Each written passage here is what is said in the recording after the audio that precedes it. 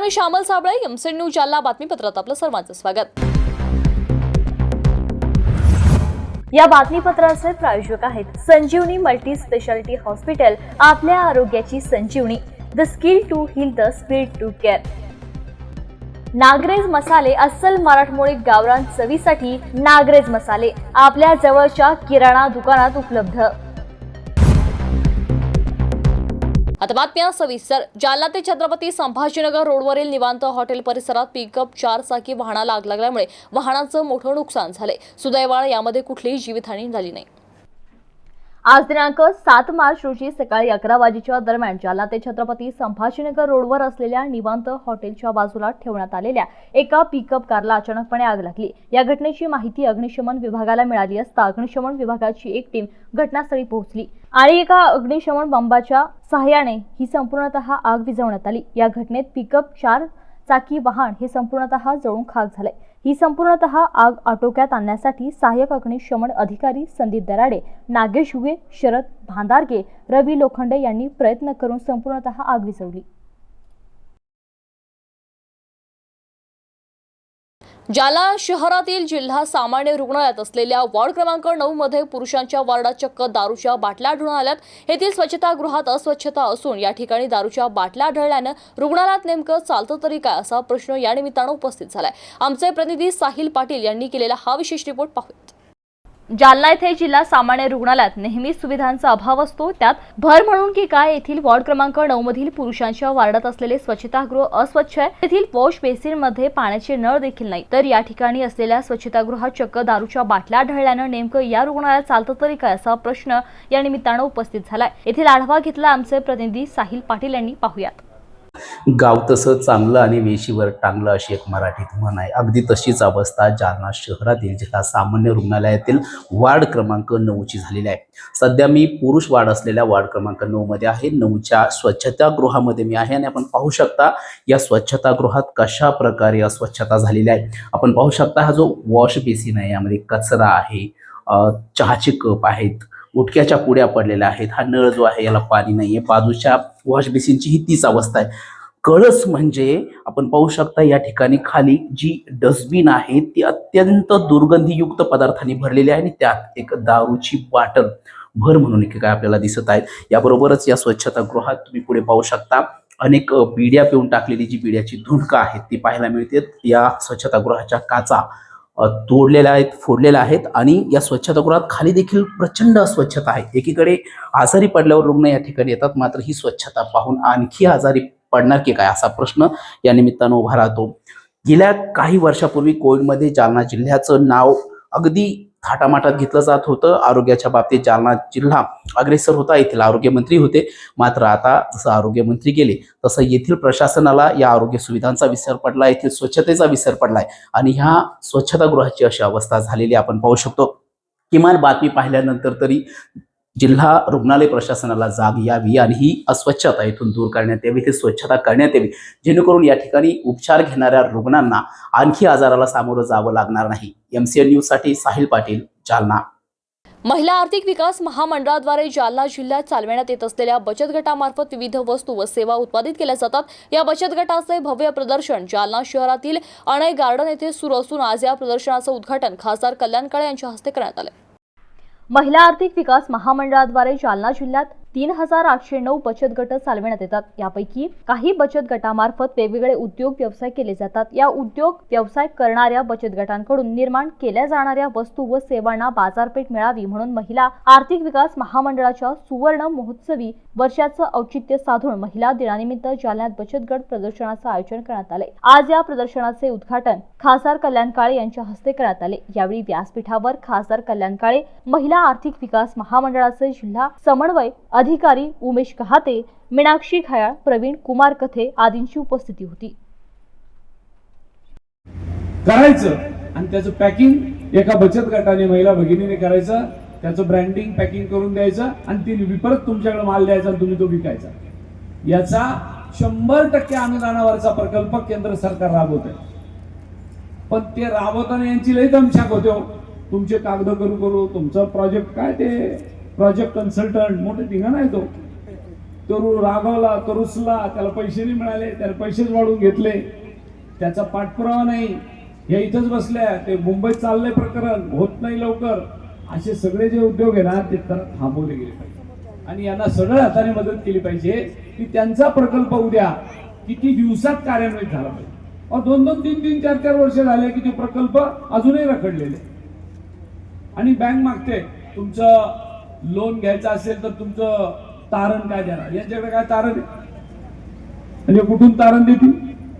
तुम्ही प्रकल्प देताना यांच्यावर अशी गव्हर्निंग बॉडी करा की जेणेकरून यांचं कुठं चुकून आहे, यांच्यातल्या फंडिंगचं कुठं मिसप्लेस झालंय का, कुठं दुसरीकडे उपयोग झाला का, त्याची ते बघावं, त्याची काळजी करावी आणि छोटा प्रकल्प सुरुवातीला घ्यावा, मग मोठा, मग त्याच्यापेक्षा मोठा, अशा पद्धतीचं काम निश्चितपणाने झालं पाहिजे. बोलता बोलता आमचे खाते साहेब म्हटले की आम्हाला आपण काही खासदार निधीतून किंवा आणखी कोणत्या प्रकल्पातून मदत करावी आणि आमच्या माता भगिनींच्या कार्यक्रमाला किंबहुना त्यांच्या प्रोडक्टला कायमस्वरूपी बाजारपेठ कशी उपलब्ध करून देता येईल याचाही विचार आपण करावा. निश्चितपणाने आपण या बचत गटाच्या काही माता भगिनींना ज्या प्रमुख म्हणून काम करतात त्यांची एखादी बैठक आयोजित करा. त्या बैठकीमध्ये तुमचे काय काय प्रपोजल आहे ते मला सांगा. 1, 2, 3, 4 प्रकारचे प्रकल्प निवडा. त्याच्यातून आपल्या सगळ्या प्रकल्पाला कशा पद्धतीने वेगवेगळ्या व्यासपीठातून आपल्याला मदत करता येईल हे आपण निश्चितपणाने पाहू. फक्त खासदार निधी किंवा एखादं मार्केटची जागा आणि तिथं बिल्डिंग बांधून दिली फक्त मार्केट झालं एवढ्यावर नाही. तालुका पातळीवर काय करता येईल, जिल्हा पातळीवर काय करता येईल आणि विभागीय पातळीवर काय करता येईल या पद्धतीचं काम आमच्या जालन्याच्या माता भगिनींच्या हातून घडावं अशा शुभेच्छा या कार्यक्रमाच्या निमित्ताने आपल्याला देतो. आणि ज्या बचत गटाने इथं काम चांगलं केलं त्यांचं अभिनंदन करतो. जे काम अजूनही पुढे जाऊन करू पाहत आहे त्यांना शुभेच्छा पुढच्या कामाच्या निमित्ताने देतो आणि थांबतो. धन्यवाद. महिला आर्थिक विकास महामंडळाच्या सुवर्ण महोत्सवी वर्षानिमित्त आज या ठिकाणी महिला आर्थिक विकास महामंडळ जालना जिल्हा कार्यालयामार्फत बचत गटातील महिलांचे वस्तू विक्री प्रदर्शनाचं आयोजन या ठिकाणी आपण केलं आहे. या कार्यक्रमाला उद्घाटन कार्यक्रमाला आपल्या जालन्याचे आदरणीय खासदार माननीय श्री कल्याणरावजी काळे हे उद्घाटक होते. त्यानंतर प्रशासनातील विविध अधिकारी हे या कार्यक्रमाला उद्घाटनाला आले. एकूण 50 बचत गटांचे स्टॉल या ठिकाणी आपण आणलेले आहेत. जिल्ह्यातील ग्रामीण भागातील विविध बचत गटांनी तयार केलेल्या वस्तू उत्पादने हे या ठिकाणी जालनेकरांसाठी उपलब्ध करून देण्यात आलेले आहे. माझं या निमित्ताने सर्व जालनावासियांना नम्र आव्हान आहे की आपण 3 दिवसाचं हे प्रदर्शन आम्ही या ठिकाणी आयोजित केलं आहे. या 3 दिवसामध्ये आपण या ठिकाणी येऊन या प्रदर्शनाचा लाभ घ्यावा. स्थळ आहे यानया गार्डन, मस्तगड दत्त मंदिरासमोर या ठिकाणी आपण प्रदर्शन आयोजित केलं आहे आणि या ग्रामीण भागातील महिलांचा उत्साह आपण या माध्यमातून वाढवावा अशा प्रकारचं आव्हान मी या निमित्ताने करतो. उद्या जागतिक महिला दिन आहे, 8 मार्च आहे. याच ठिकाणी उद्या एक भव्य महिला मेळावासुद्धा आपण आयोजित केला आहे. याही महिला मेळाव्यात जालन्यात शहरातील तज्ज्ञ मार्गदर्शक सगळ्या महिला आपण या ठिकाणी बोलावण्यात आलेल्या आहेत. उद्या सकाळी 1 वाजता दुपारी 1 वाजता या कार्यक्रमाला आपण सुरुवात करणार आहोत. धन्यवाद. जिल्हा महिला व बालविकास कार्यालय जालना आणि महिला व बालविकास विभाग जिल्हा परिषद जालना यांच्या संयुक्त विद्यमानाने जागतिक महिला दिन व बेटी बचाओ बेटी पढाओ या उपक्रमाच्या दशकपूर्ती सोहळ्यानिमित्त उल्लेखनीय काम करणाऱ्या महिलांचा सत्कार करण्यात आला. जिल्हाधिकारी कार्यालयाच्या सभागृहात या कार्यक्रमाचं आयोजन करण्यात आलं होतं. जिल्हा महिला व बालविकास कार्यालय जालना आणि महिला व बालविकास विभाग जिल्हा परिषद जालना यांच्या संयुक्त विद्यमाने जागतिक महिला दिन व बेटी बचाओ बेटी पढाओ या उपक्रमाला दशकपूर्ती सोहळा निमित्ताने उल्लेखनीय काम करणाऱ्या महिलांचा सत्कार तसेच आदर्श पर्यवेक्षिका, अंगणवाडी सेविका आणि अंगणवाडी मदतनीस यांचा पुरस्कार वितरण सोहळा आज जिल्हा वार्षिक योजना सभागृह जिल्हाधिकारी कार्यालय येथे संपन्न झाला. या कार्यक्रमाचे उद्घाटन जालना लोकसभा मतदारसंघाचे खासदार कल्याण काळे यांच्या हस्ते दीप प्रज्वलन करून कार्यक्रमास सुरुवात करण्यात आली. यावेळी जिल्हाधिकारी डॉक्टर श्रीकृष्ण पांचाळ, जिल्हा परिषदेचे मुख्य कार्यकारी अधिकारी शिरीष बनसोडे, जिल्हा परिषद बांधकाम कार्यकारी अभियंता सविता शालगर, जिल्हा शल्य चिकित्सक डॉक्टर राजेंद्र पाटील, तहसीलदार छाया पवार, जिल्हा महिला व बालविकास अधिकारी कोमल कोरे साटे यांच्यासह महिलांची मोठ्या संख्येने उपस्थिती होती. यावेळी विविध विभागातील अधिकारी व कर्मचारी यांचा सत्कार करण्यात आला. यामध्ये पोलीस, डॉक्टर, खेळाडू, वकील, आदर्श पर्यवेक्षिका, अंगणवाडी सेविका व अंगणवाडी मदतनीस यांचा मान्यवरांच्या हस्ते प्रमाणपत्र देऊन सन्मान करण्यात आला. समाजामध्ये काही गोष्टी होतो आणि काही गोष्टींवरून मन सुन्न होतं. काही गोष्टी ह्या मनाला एक प्रसन्न करत अशाही काही गोष्टी होत्या की आपल्याकडे काही खेळाडू असतील, काही महिला असतील, तर त्यांनी खूप चांगल्या प्रकारे काम केलं तर तेही छान वाटतं. आणि काही दुसऱ्या काही घटना घडल्या तर त्याच्याने काही वेळा मन सुन्न होतं. आणि हा एक आपला आपण जेव्हा म्हणतो की ट्रान्झिशन, तर तसा ट्रान्झिशनचा फेज असल्यासारखा भारताचा, महाराष्ट्राचा फेज असतो की महिला बाहेर पडत आहेत, प्रत्येक क्षेत्रामध्ये नाव रोखीत करत आहेत. त्याच्यामध्ये सेवाचं असो, म्हणजे आता आपण जर बघितलं तर माझं MBBS झालेलं आहे आणि आम्ही जेव्हा MBBSला होतो तर कदाचित 60-40 असं प्रमाण असते, म्हणजे मुलं 60 आणि मुली 40. आज ते रिव्हर्स झालेलं आहे. इथे डॉक्टर आहेत त्यांना माहिती आहे की आजच्या याच्यामध्ये 60 मुली होतात, म्हणजे तिथं काय महिलांना आरक्षण देण्याची गरज पडत नाही, काहीच नाही. आणि हीच वेळ MPSCच्या बाबतीमध्ये देखील येईल. आज 33% आरक्षण आहे, 50%च्या वर त्याच्यात महिलांना दिल्याच्यात ते दुर्मत नाही. कारण संधी ज्यांना संधी मिळाली त्याच्यामधून किती सिलेक्शन झाले हा विषय. जर मुलं घेतली, 100 मुली घेतली, तर 100 मुलं MBBS साठी किती तयारी दिली, आई वडिलांनी किती आधार दिला त्या 100 मुलांना. त्या 100 पैकी जर आपण मुलं काढली की ज्यांना इच्छा होती, त्या 100 पैकी 90 मुलं, 95 मुलं सापडतील की ज्यांना आई वडिलांनी आधार दिला. एक रिपीट नाही, दुसरं नाही, तिसरं अजून एक कर, पण MBBSच पाहिजे. प्रायव्हेटमध्ये किती रुपये लागतात चालेल, प्रॉपर्टी सेव्हिंग काढू, पेन्शन सेव्हिंग काढू, GPF काढू, गव्हर्नमेंट करू, पण मुलाला मग MBBS बनवायचं असेल तसं करू. आणि मुलीला पहिल्या प्रयत्नामध्ये MBBS म्हणजे नीट असेल किंवा MSc CET मध्ये किती मार्क पडले, 5 मार्काने MBBS राहते, चालेल, काय होतं BAMS घेऊन टाकू, BAMS पण चांगलं. तर अशी एक भूमिका काही वर्षांपूर्वी खूप जास्त होती. डॉक्टर BDS मध्ये जास्तीत जास्त मुली राहायच्या, कारण त्या सगळ्या कसं थोडंसं वेळेनुसार कार्यक्रमाचं स्वरूप बदलतोय की महिला व बाल विकास विभाग जिल्हा परिषद जालना आणि महिला आणि बाल विकास कार्यालय जिल्हाधिकारी कार्यालय जालना हे 2 स्वतंत्र विभाग आहेत. जिल्हा परिषदेमध्ये दरवर्षी महिला व बाल विकास विभाग हे चांगलं काम केलेल्या अंगणवाडी सेविका आणि अंगणवाडी ताई यांचा दरवर्षी जागतिक महिला दिनानिमित्त सत्कार करत असतो. परंतु यावर्षी महिला बाल विकास विभाग जिल्हाधिकारी जालना त्यांचे प्रमुख माननीय जिल्हाधिकारी महोदय आहेत, तर त्यांना असा आदेश दिला शासनाकडनं की बा विविध क्षेत्रामध्ये ज्या काही चांगल्या महिलांनी उत्कृष्ट कामगिरी केलेली आहे त्यांचा सुद्धा आम्हाला आज रोजी सत्कार करायचा आहे. आणि त्याचं निमित्त म्हणजे बेटी बचाओ बेटी पढाओ या योजनेला यावर्षी 10 वर्ष पूर्ण झालेले आहेत. त्यानिमित्त चांगल्या काम केलेल्या महिलांचा आज आपण इथं सत्कार करतोय. थोडक्यात मी मान्यवरांना सत्काराचं स्वरूप सांगते की ज्या विविध क्षेत्रामध्ये वैद्यकीय क्षेत्र असेल, आशा असतील, अंगणवाडी ताई असतील, बचत गट असेल, क्रीडा असेल, पोलीस विभाग असेल, ड्रोन दीदी असेल, या सगळ्यांचा आज आम्ही इथं एक प्रशस्तीपत्र देऊन सत्कार करणार आहोत. त्याचप्रमाणे जिल्हा परिषदेअंतर्गत ज्या आमच्या अंगणवाडी सेविका आणि मदतनीस आहेत, तर प्रत्येक प्रकल्पामधून प्रथम अंगणवाडी ताई, द्वितीय अंगणवाडी ताई, प्रथम अंगणवाडी मदतनीस आणि द्वितीय अंगणवाडी मदतनीस यांचा आम्ही आज इथं पुरस्कार वितरण करणार आहे. प्रथम अंगणवाडी ताईला त्यांच्या खात्यावर 5,000 रुपये रोखीने देतो. द्वितीय अंगणवाडी ताई असेल त्यांना आम्ही 4,500 रुपये त्यांच्या खात्यावर देतो. प्रथम अंगणवाडी मदतनीस असेल त्यांना आम्ही 4,000 त्यांच्या खात्यावर देतो. द्वितीय अंगणवाडी ताई असेल त्यांना आम्ही 3,500 रुपये त्यांच्या खात्यावर वर्ग करतो. आणि आजच्या दिनानिमित्त आम्ही त्यांना एक प्रशस्तीपत्र, मेमेंटो आणि एक पुष्प देऊन त्यांचा आज आम्ही इथं सत्कार करतो. एकंदरीत आज हा आपल्या कार्यक्रमाचं स्वरूप आहे. जिल्हा परिषदेमध्ये मी जिल्हा कार्यक्रम अधिकारी म्हणून कार्यरत आहे.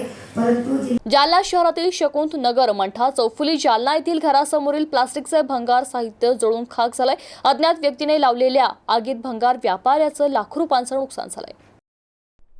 दिनांक 5 मार्च रोजी रात्री 1:30च्या सुमारास रतन किशन कांबळे यांच्या घरासमोर ठेवलेले भंगारच्या साहित्याला कोणीतरी अज्ञात इसमाने पेट्रोल टाकून आग लावून दिली. ही आग लावल्यामुळे भंगारमधील प्लास्टिक, लोखंडी साहित्य, एक छोटा हत्ती वाहन आणि इतर भंगारचे साहित्य जळून जवळपास अंदाजे 3.5 लाखांचे नुकसान झाले। या घटनेच्या संदर्भात रतन किशन कांबळे यांनी तालुका पोलीस ठाणे येथे फिर्याद दिली असून आग लावणारा अज्ञात इसम हा सीसीटीव्ही कॅमेऱ्यामध्ये दिसून येतोय, मात्र तो स्पष्ट दिसून येत नाही। झालेल्या या आगीच्या घटनेत जीवितहानी झाली नसून मात्र लाखो रुपयांचे नुकसान झाले।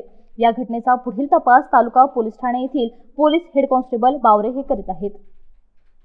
आणि काही आग लागली होती, काय घटना आहे, काय नुकसान झाले तुमचं? माझं नाव रतन किशन कांबळे, शकुंतला नगर, अब्बड नगर ह्या एरियामध्ये राहतो मी।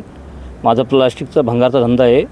त्या ठिकाणी माझं भीमनगरला दुकान आहे आणि भाव नसल्यामुळं, कोणी घेतलं नसल्यामुळं मी ते माझ्या घराच्या बाजूला अब्बडच्या पटांगणामध्ये ते भंगार होतो। कमीत कमी 20 वर्षापासून माझा व्यवसाय आहे। तर त्या मध्यरात्री 1:30च्या टायमाला आग लावली। आग लागल्याचं आम्ही झोपीत असताना पाठीमागची एक मुलगी आली आणि ती म्हणली, मामा आग लागली, उठा। मला वाटलं काही भांडणं तंडणं झाले काय कोणाचे, ते मी खरबळून उठलो। तो आग खूप मोठी होती, खूप भडका होता। त्यांनी कोणाचं नुकसान नाही झालं। लेकरं, माझं घर जळालं नाही, या दुसऱ्याचं घर जळालं नाही, कारण की ती इतकी आग मोठी होती। त्या माणसांनी पेट्रोल टाकून आग लावली, 4-5 जागी लावली आणि त्या ठिकाणी तो निघाल्यानंतर तो कॅमेऱ्यामध्ये आला, पण तो कॅमेऱ्यामध्ये स्पष्ट दिसल्या नाहीमुळं आम्ही मग पोलीस स्टेशनला आलो। कालपासून आम्ही पोलीस स्टेशन आलो, आज तिथं FIR फाडणार आहेत असे बोलले। तर मोठं नुकसान झालं माझं 3.5 लाख रुपयाचं नुकसान झालं। त्यानंतर मी लोन बँकेतून उचललेलं आहे 3 लाख रुपये धंद्यासाठी, कारण थोडं परेशान असल्यामुळं माल नाही असल्यामुळं जालना शहरातील महत्त्वाकांक्षी प्रकल्प म्हणून ओळख असलेल्या ड्रायपोर्टच्या टप्प्यातील कामाला अजून 6 महिने लागण्याची शक्यता खासदार कल्याण काळे यांनी वर्तवली आहे।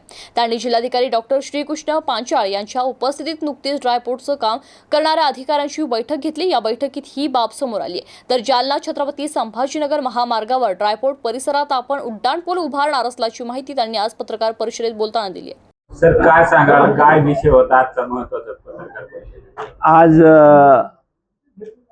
आपल्या जालन्याचा जो ड्रायपोर्ट नावाचा सारखी चर्चा होतो, त्या प्रोजेक्टबद्दल काल मी एक जिल्हाधिकाऱ्यांच्याकडे आढावा बैठक घेतली। त्या बैठकीमध्ये नेमकं ड्रायपोर्टचं काय चाललंय, काय होणार आहे, कधी होणार आहे, या पद्धतीचं काम आपण पाहून आलो आणि त्यांना विचारपूसही केली।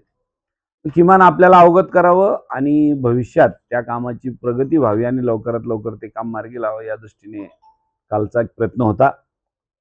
काल गेल्यानंतर लक्षात आलं की अजून खूप काम तिथं करायचं बाकी आहे आणि ते सगळं काम संपायला किमान 6 महिने ते वर्षभरही लागेल अशी शक्यता मला वाटली। म्हणून जिल्हाधिकाऱ्यांना विचारलं की नेमकं हा प्रोजेक्ट जवळजवळ 425 एकरवर आहे। पहिली फेज त्याची 63 एकरवर ते काम पार पाडत आहे। त्या 63 एकरचं काम हाती घेतलंय, पण काम सगळंच अपूर्ण आहे। एक कंपाऊंड वॉल आणि एक रेल्वेचा ट्रॅक आणून सोडण्याच्या पलीकडं फारसं काही काम पूर्वी झालं नव्हतं। आता गोडाऊनचं काम प्रगतीपथावर आहे, कस्टम ऑफिसचं काम थोडंसं झालेलं आहे, त्यांची ॲडमिनिस्ट्रेटिव्ह बिल्डिंगचं काम सुरूच आहे आणि ते मला म्हणले की 31 मार्चला आम्ही चालू करू। कदापि ते 31 मार्चला काम सुरू होईल अशी परिस्थिती नाही।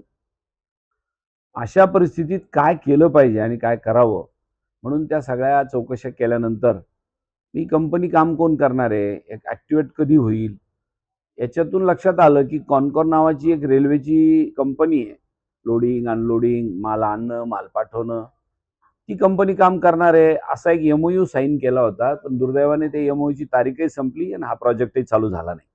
जिल्हाधिकाऱ्यांना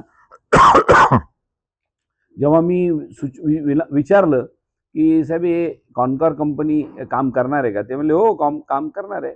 आणि जेव्हा काम करणार आहे असं विचारल्यावर त्यांनी काम केलं का, कधी चालू करणार आहे, तर मला रेल्वेच्या DRM मॅडम काल जालन्याला परवा येऊन गेल्या, त्यांना विचारलं, त्या मला म्हणलं की आमचा कॉनकॉरचा करार संपलेला आहे आणि आम्ही काही कॉनकॉर आता त्या ड्रायपोर्टचं काम करणार नाही। असं झाल्यानंतर जिल्हाधिकाऱ्यांनी मी म्हटलं तुम्ही म्हणता कॉनकॉर काम करणार आहे, जरा या नॅशनल हायवेच्या अथॉरिटीला तरी विचारू काय झालंय। तर नॅशनल हायवेच्या अथॉरिटीने सांगितलं की नाही, आता कॉनकॉर काम कंपनी करणार नाही, मल्टी मॉडेल लॉजिस्टिक नावाची महाराष्ट्र शासनाने कंपनी तयार केली आहे. ती कंपनी आणि नॅशनल हायवे, JNPA, JNPT या सगळ्या मिळून आम्ही हे काम ॲक्टिवेट करणार आहोत. ठीक आहे. आता त्यांचं म्हणणं आहे आम्ही 31 मार्चला चालू करू, पण तो अजूनही ते 6 महिने काम पूर्णत्वास जाईल आणि मग ॲक्टिवेट होईल असं मला वाटतं. आणि त्याचं कारण असं, कस्टमचा अजून त्यांना स्टाफ मिळाला नाही, सँक्शन नाही, अजून आस्थापनाच नाही आली कस्टम ऑफिसची. ती आल्यानंतर मला मोसंबी परदेशात पाठवायची असेल जालन्याची, तर कस्टम क्लिअर करून पाठवावं लागतं आणि कस्टमचा क्लिअरन्स घेतल्याशिवाय प्रदेशात माल पाठवता येत नाही, असे ते प्रकार आहेत. याच्या संदर्भात 2 सूचना मला कराव्याशा वाटल्या त्यांना. एक, संभाजीनगरवरून जालना शहरात येणारा जो रोड आहे, तिथं जेव्हा ड्रायपोर्ट सुरू होईल तेव्हा त्यांचे कंटेनर समृद्धी मार्गाला जातील, भरलेले किंवा रिकामे, त्यावेळेला तिथं मोठा बॉटलनेक तयार होईल किंवा ट्रॅफिक जामच्या समस्या समोर येतील. म्हणून आपण एक सूचना केली की ड्रायपोर्टच्या बजेटमधून आम्हाला तिथे एक फ्लायओव्हर ब्रिज करून द्या की जेणेकरून जालनेकरांची संभाजीनगरला जाताना किंबहुना पुण्याला जाताना गळचेपी होता कामा नये, म्हणून एक फ्लायओव्हर आम्हाला तिथं लागेल. ती सूचना केली, त्यांनी ती ॲक्सेप्टही केली. ते म्हणले आम्ही आमच्या प्रोजेक्टमध्ये त्याचा अंतर्भाव करतोच, परंतु आपणही मंत्री महोदयाला याच्यात एक पत्र द्या. तेही पत्र द्यायचं ठरवलंय. पण याच्या पुढे जाऊन मला असं वाटतं, यांचा जो आंधळी कोशिंबीर खेळायचा कार्यक्रम चाललाय, कोणत्या डिपार्टमेंटचा पायपोस कोणात नाही. शेवटी मी असा विचार करतोय की याच्यामध्ये माननीय आपल्या देशाचे नॅशनल हायवे विभागाचे मंत्री, ट्रान्सपोर्ट मंत्री गडकरी साहेब यांना भेटावं आणि यांना पत्र द्यावं आणि या सगळ्यांची एक समन्वयाची बैठक दिल्लीमध्ये आयोजित करावी आणि मग या प्रोजेक्टला गती द्यावी. अशा पद्धतीचा एक उपक्रम मला असं वाटतं आपण करावा की जेणेकरून तो जालन्याचा प्रोजेक्ट आपला लवकरात लवकर पार पडेल. धन्यवाद. गोंदी पोलीस ठाणे हद्दीत अवैधरित्या वाळू चोरी करून वाळूचं वाहतूक करणारे 3 ट्रॅक्टर गोंदी पोलिसांनी जप्त केलेत. सहाय्यक पोलीस निरीक्षक आशिष खांडेकर यांच्या पथकानं ही कारवाई केली.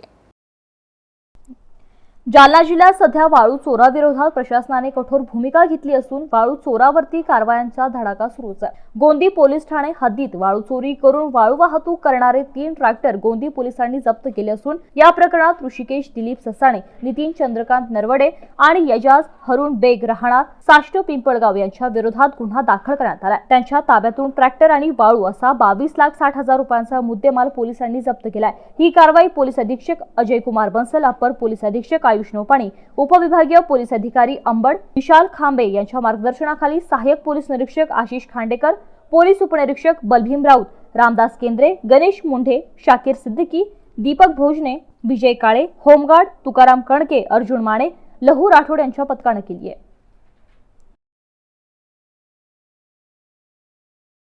जालन्यातील परतूरच्या महिला तहसीलदारावर वाळू माफियांनी हल्ला केल्याची घटना महिला दिनाच्या एका दिवसा अगोदरच घडली आहे. प्रतिभा गोरे असं जखमी झालेल्या महिला तहसीलदाराचं नाव असून दुधना नदी पात्रात माफियानं तहसीलदारावर हा हल्ला केलाय. जालन्यातील परतूर येथे वाळू माफियाने महिला तहसीलदारावर हल्ला केलाय. परतूर येथील दुधना नदी पात्रात अवैध वाळूचं उत्खनन करणाऱ्यावर रात्री कारवाईसाठी गेलेल्या महिला तहसीलदारावर हल्ला करण्यात आलाय. प्रतिभा गोरे असं या तहसीलदाराचं नाव आहे. या प्रकरणी आता परतूर पोलीस ठाण्यात गुन्हा दाखल करण्यात आलाय. अखिल बिल्डर, इलियास कुरेशी, अमजद कुरेशी, इरफान शेख, जुनेद व इतर 2 आरोपी असे हल्ला करणाऱ्या आरोपीचं नाव असून त्यांच्या विरोधात परतूर पोलीस ठाण्यात गुन्हा दाखल करण्यात आलाय. दरम्यान आरोपी फरार असून पोलीस त्यांचा शोध घेत आहेत. दरम्यान या प्रकरणातील आरोपी विरोधात मकोका लावून कारवाई करण्याची मागणी परतूरचे आमदार बबनराव लोणीकर यांनी सभागृहात केली आहे. लोणीकर तुमचं काय? अध्यक्ष महोदय रात्री अध्यक्ष महोदय परतूरच्या तहसीलदार प्रतीक्षा गोरे यांच्यावर वाळू माफिया, मुरुम माफिया, गुंडाने, बिल्डरने हल्ला केलेला आहे. रात्री तहसीलदार प्रतीक्षा गोरे यांनी मुरुम चोरणारे वाहनं हायवा पकडले, जेसीबी मशीन पकडली.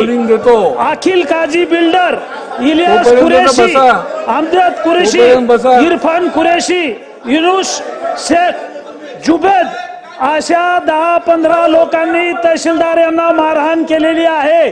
त्यांच्यावर प्राणघातक हल्ला केलेला आहे. त्यांचा हात फ्रॅक्चर झालेला आहे. अशा वाळू माफिया मुरुम माफिया गुंडांना हैदोस घातलेला आहे. आज महिला दिनाच्या निमित्त या ठिकाणी महिला सभागृहामध्ये महिलांचे प्रश्न मांडणार आहेत आणि तहसीलदार असलेल्या सावित्रीच्या लेकीवर तहसीलदारवर अशा प्रकारचा हल्ला होतो. पोलीस बघ्याची भूमिका घेतात. अद्यापपर्यंत पोलिसांनी गुन्हेगारांना अटक केलेली नाही. अध्यक्ष महोदय, उपमुख्यमंत्री महोदयांना माझी विनंती आहे, उपमुख्यमंत्री अजितदादा पवार साहेबांना माझी विनंती आहे की तहसीलदारवर खुनी हल्ला झालेला आहे. आज महिला दिनाच्या निमित्त सभागृहामध्ये चर्चा आहे. महिला तहसीलदार जीव मुठीत धरून बसल्या होत्या, मारहाण झालेली आहे, हात फ्रॅक्चर झालेला आहे. यांना हद्दपार केलं पाहिजे. यांच्यावर अनेक गुन्हे आहेत, यांच्यावर मोका लावून त्यांच्यावर कठोर कारवाई केली पाहिजे.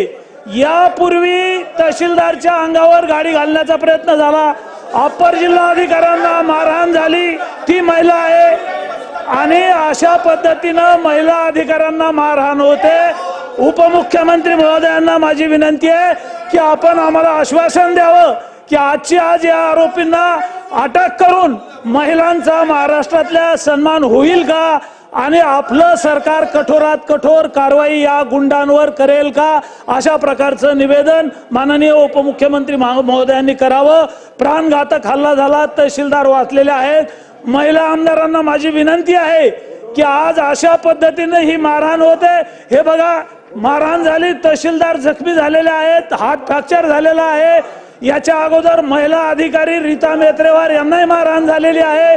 वाळू माफिया हे गुंड आहेत आणि यांना पोलीस कारवाई करत नाही. पोलीस कशाला घाबरतात हे माहित नाही.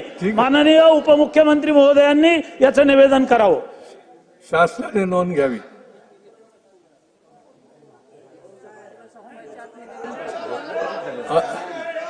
कामकाज संपायच्या आत निवेदन शासनाने करावं. महोदय, एक मिनिट बबनराव, आपण बसा ना. अध्यक्ष महोदय, सन्माननीय सदस्य बबनराव लोणीकर साहेबांनी खूप महत्वाचा मुद्दा इथे उपस्थित केलेला आहे आणि उद्या जागतिक महिला दिन आहे. आज आपण त्याच्याबद्दलच्या चर्चा पण घेतलेली आहे. तर त्या संदर्भात आपण आदेश दिले त्या प्रकारे आजचं सभागृहाचं कामकाज संपायच्या आत निवेदन त्या ठिकाणी केलं जाईल आणि पुढची काय कार्यवाही सरकार करत आहे तेही सांगितलं जाईल. पोलीस वेटलिफ्टिंग क्रीडा प्रकारात जालना पोलीस दलात कार्यरत असलेल्या संतोष सुपारकर यांनी द्वितीय क्रमांक मिळविलाय. मुंबई येथे झालेल्या स्पर्धेत त्यांनी सिल्वर मेडल पटकावले. 35वी महाराष्ट्र राज्य पोलीस क्रीडा स्पर्धा 2025 ठाणे मुंबई येथे आयोजित करण्यात आली होती. छत्रपती संभाजीनगर नांदेड परिक्षेत्रामधील खेळाडू संतोष सुभाष सुपारकर याने वेटलिफ्टिंग क्रीडा स्पर्धेमध्ये या स्पर्धेत द्वितीय क्रमांक पटकावून सिल्वर मेडल पटकावले. त्यांच्या या यशाबद्दल पोलीस अधीक्षक अजय कुमार बन्सल यांच्यासह वरिष्ठ पोलीस अधिकारी आणि कर्मचाऱ्यांनी त्यांचं स्वागत केले. याबरोबर जालना बातमीपत्र ते संपलंय. पाहत राहा एमसी न्यूज. नमस्कार.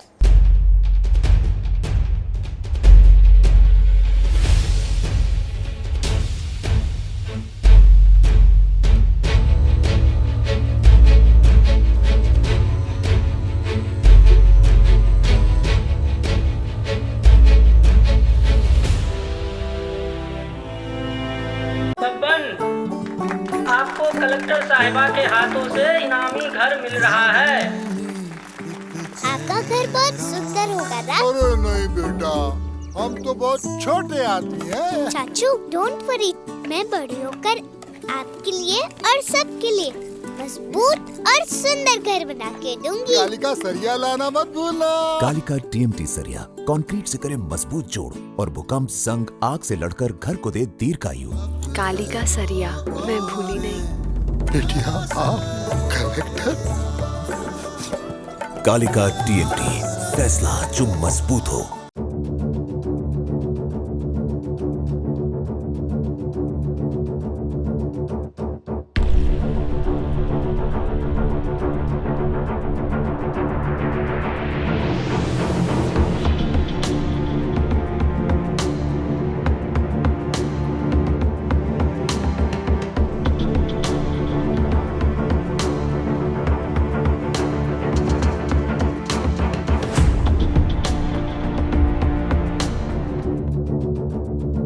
जालना शहर महानगरपालिका जालना शहर महानगरपालिका हद्दीतील सर्व मालमत्ता कराच्या थकबाकीवर 1 जानेवारी 2025 पासून 2% शास्ती आकारण्यात येत आहे. तरी सर्व थकबाकीदारांनी त्यांच्याकडे बाकी असलेल्या कराचा भरणा करावा, नसता जप्तीची कारवाई करण्यात येईल, असे आवाहन जालना शहर महानगरपालिकेचे आयुक्त श्री संतोष खांडेकर यांनी केले आहे.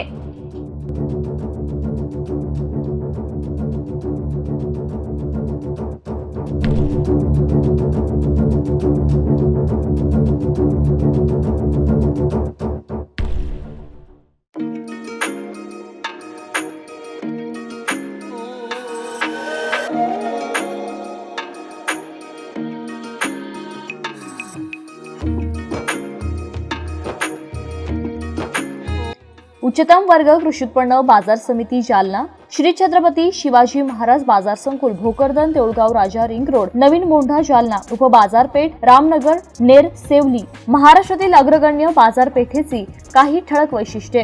गरजवंत शेतकऱ्यांच्या मुलांकरता शहरामध्ये शिक्षण घेता यावे म्हणून बाजार आवारामध्ये मोफत वसतिगृहाची सुरुवात. बाजार आवारात शेतकरी व इतर बाजार घटकांकरिता नामपात्र दरामध्ये आरओ फिल्टरचे पिण्याचे पाणी. बाजार संकुलात भुसार, गुळ, फळे व भाजीपाला, मोसंबी तसेच होलसेल किराणा, सीड्स मार्केट व शेतपूरक सर्व व्यवसाय एकाच बाजार आवारामध्ये एकत्रितपणे सुरू. शेतकऱ्यांनी शेतमाल विक्री केल्यानंतर 24 तासांच्या आत पेमेंट शेतकऱ्यांना अदा करण्यात येते. सर्व शेतमालाचे वजन इलेक्ट्रॉनिक वजन काट्याद्वारेच. उपबाजारपेठ सेवली येथे दैनंदिन बाजारपेठ सुरू करून शेतकऱ्यांच्या वाहन खर्चामध्ये बचत. रेशीम उत्पादक शेतकऱ्यांसाठी रेशीम कोष मार्केटची यशस्वी सुरुवात. शेतमाल तारण कर्ज योजनेद्वारे शेतकऱ्यांना दिलासा. 24 तास इलेक्ट्रॉनिक्स भुईकाट्याची व्यवस्था. शेतकऱ्यांसाठी आवाहन, शेतकऱ्यांनी आपला शेतीमाल बाजार आवारात विक्री करता आणताना ओलावा, काडी, कचरा विरहित आणावा, ज्यामुळे आपल्या शेतमालास योग्य व जास्तीचा बाजारभाव मिळेल. शेतकऱ्यांनी आपल्या शेतीमाल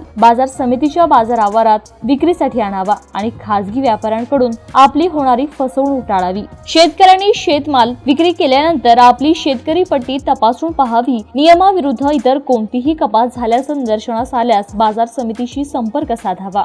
मुख्य प्रशासक माननीय आमदार श्री अर्जुनराव पंडितराव खोतकर, उपमुख्य प्रशासक माननीय श्री भास्करराव मुकुंदराव दानवे, सचिव मोहन कन्हेराम राठोड, प्रशासकीय मंडळी सर्व श्री माननीय आमदार अरविंद बाजीराव चव्हाण, राहुल गोवर्धन गवारे, कालिंदा कैलास ढगे, तुकाराम कमळाजी खरजुले, नरसिंग गणेशराव गोरे, संदीप विठ्ठलराव वाघ, भगवान रामदास अंभोरे, रशीद पहलवान, ज्ञानेश्वर उत्तमराव शेजूळ, सहदेव बाबासाहेब मोरे, आलम खान, मुनीर खान पठाण, संतोष उत्तमराव मोहिते, राजेश रामभाऊ राऊत, विष्णू माणिकराव पाचफुले.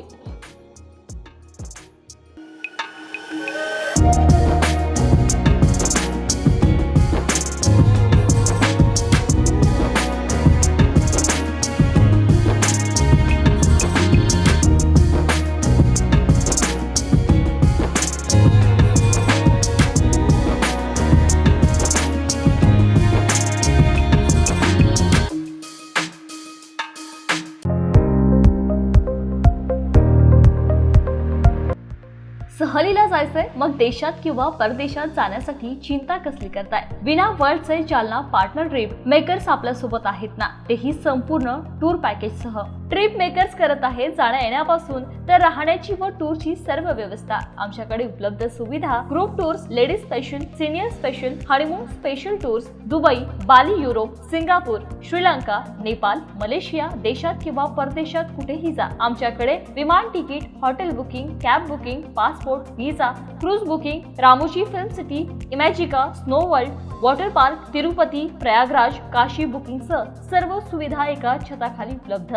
आमचा पत्ता Hansraj complex, plot number 10, doctor Kalamkar hospital शेजारी, भोकरदन रोड, जालना. तर आजच ट्रिप मेकर्सला अवश्य भेट द्या. आमचा संपर्क 9404544946 किंवा 9834209128.